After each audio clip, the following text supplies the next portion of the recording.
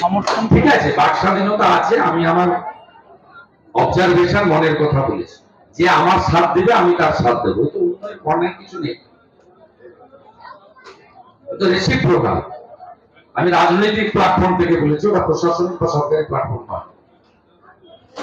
যে ভারতীয় জনতা পার্টিকে দেখবে তার সুখে দুঃখে সাথী হবে, মিথ্যা মামলা খাবে, মার খাবে, ভারতীয় জনতা পার্টির উচিত তাদের দেখা। এর মধ্যে খারাপ কি আছে? সবাইকে নিয়েই চলবো।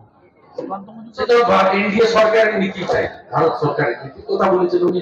একাধারে রাজ্য সভাপতি, একাধারে মন্ত্রী।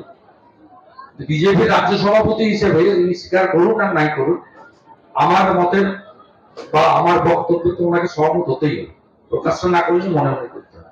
Age a president state BJP, Bharat সরকারের রাষ্ট্রমন্ত্রী, তিনি for the people, by the people, of the people বলে শপথ নিয়েছেন।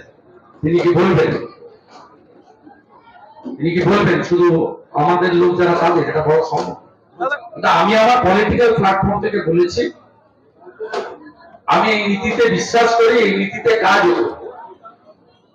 এই নীতিতে আমি আমার নির্বাচন কেন্দ্র এই নীতিতে কাজ করি।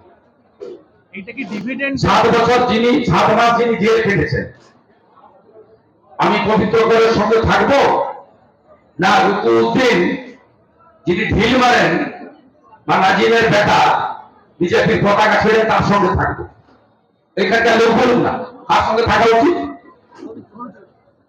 টাউন ক্লাবে বজরংবলীর পুজোতে আমি আসবো, ভূতা হয়ে মায়েদের ধরে ধরে পেটাবো, বিজেপির পতাকা ছিল না, ধর ছিল, আমি সেই ভূতা হয়ে গুন্ডাদের সঙ্গে থাকবো না আমার সোনাচোড়া থেকে যে মারা এসেছিল পুজোতে তাদের ধরে পিটানো তার সঙ্গে থাকবো?